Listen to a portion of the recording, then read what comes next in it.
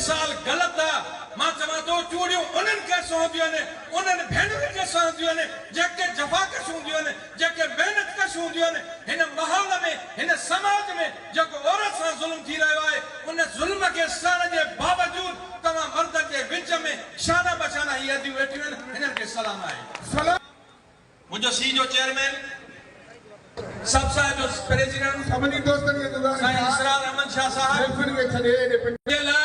जेतिरो प्राइमरी उस्ताद अज़ीज़ आहे ओतिरो सेकेंडरी उस्ताद अज़ीज़ आहे ओतिरो क्लार्क अज़ीज़ आहे ओतिरो मुंहिंजे लाइ ही रवेने जा दोस्त अज़ीज़ आहिनि ओतिरो मुंहिंजे लाइ ही भेनर अज़ीज़ आहिनि मूंखे सभ जे लाइ क़ाबिल एतिराम इज़त आहे तव्हांखे आउं तमामु थोरो टाइम वठंदुसि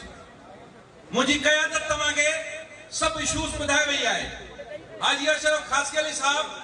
तव्हांखे सभु कुझु ॿुधाए वियो आहे पर आउं मखसूस चंद ॻाल्हियूं मां सां करण आयो आहियां त ही असांजो जेको प्रोग्राम आहे ही प्रोग्राम असांजे 6 तारीख़ जी तयारीअ जो प्रोग्राम आहे कराची 6 तारीख़ भरपूर नमूने सां असांखे तयारी करे हलणी आहे जिते तव्हांजी क़यादत 30 तारीख़ ते जेको धरणो लॻो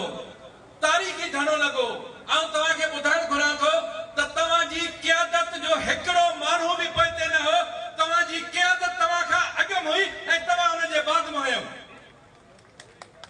त तव्हां यकीन था सम्झो त जेकॾहिं ही तव्हांजा मसइला आहिनि ही तव्हांजी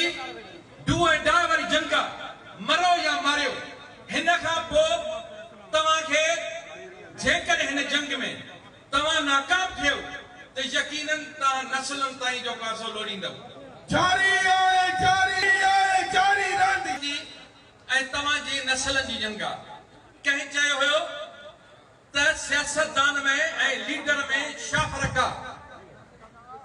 त पोइ हुन में इहो फ़र्क़ु आहे त सियासतदान पंहिंजे लाइ सोचींदो आहे ऐं लीडर नस्लनि जे लाइ सोचींदो आहे ही लीडर तव्हांजे